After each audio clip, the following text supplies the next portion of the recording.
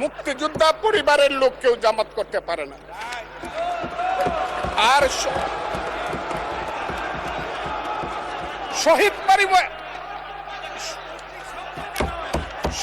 পরিবারের লোক,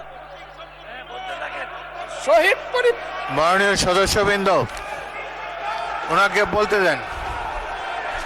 বিরোধী দলের নেতা বলেন, ওনাকে আমি অসম্মান করি না, সব সময় মাননীয় বলে কথা বলি, কিন্তু উনার দলের লোকজন এখানে বসে আছে, তারা আমাকে ফজা পাগলা বলে কথা বলে। উনি একদিন এটা বলে তারা নাকি সভ্য, তারা নাকি ইসলাম।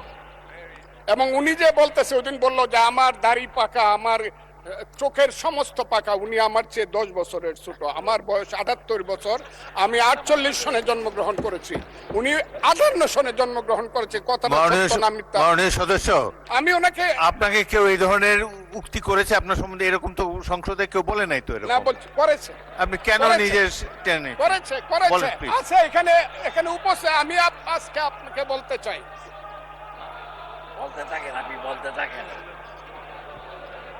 আচ্ছা, আমি যে কথাটা বলতে চেয়েছিলাম, বিরোধী দলের নেতা বলেছেন উনি মুক্তিযোদ্ধা পরিবারের লোক এবং উনি শহীদ পরিবারের লোক এবং উনি জামাত ইসলাম করেন।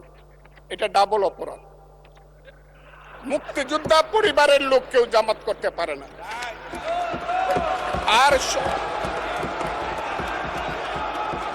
শহীদ পরিবারের লোক,